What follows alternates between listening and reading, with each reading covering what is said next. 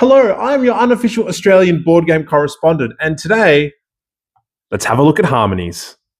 Cool. So the first thing about this game that is absolutely amazing is how the tile placing element works.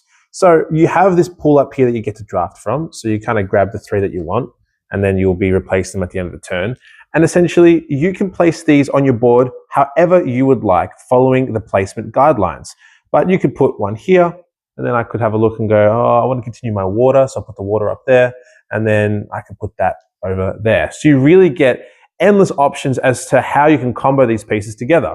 And because there are so many different colors and combos, that means that you have almost an infinite amount of choices, which for master strategists could be absolutely amazing, but for the uninitiated could lead to some analysis paralysis. The second thing about this game are these beautiful animal cards.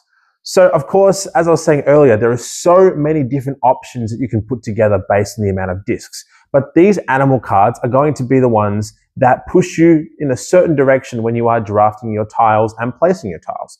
So on the bottom of these cards, I'll bring one up closer to the camera so you can see, they will have a certain order that you have to have discs in your location down here to be able to score points. Now, of course, the blue could be on this side. You could have it arranged differently. There are illustrations in the rule book for that. But the main important thing is that you will have to put a cube onto this one disc here. So if we look at the table, I have got 2 blue and a disc there. A 2 blue and a water there, which means that I can put my disc right on that spot there. Now, if I wanted to score something else, let's say I had this one as well with a green and a blue, I would not be able to then place this on the same spot here because it's already one there, so I have to put it down there. And at the end of the game, for however many you've completed and also for any that are still in your active area, you will score the amount of points as to the lowest bottom revealed spot. So when you draft one of these cards, you would put 3 cubes kind of on each of the spots here. So 1, 2, 3. And every time you score, you will take one off the bottom and then you'll put it onto the player board and such. Now you can only have a max of 4 in your area at a time. So anytime you see something that you think you can achieve and that you want, it's a good idea to grab it. But sometimes you might even want to grab it to stop someone else from being able to do it if you think that you could achieve it as well. Now my final point about this game is more of a warning, and that's just to make sure that when you are going to be placing a tile or a disc, that you know exactly where you're going to put it, because sometimes you might put it in an awkward spot and then you get really embarrassed when you try and take it and everything just falls everywhere.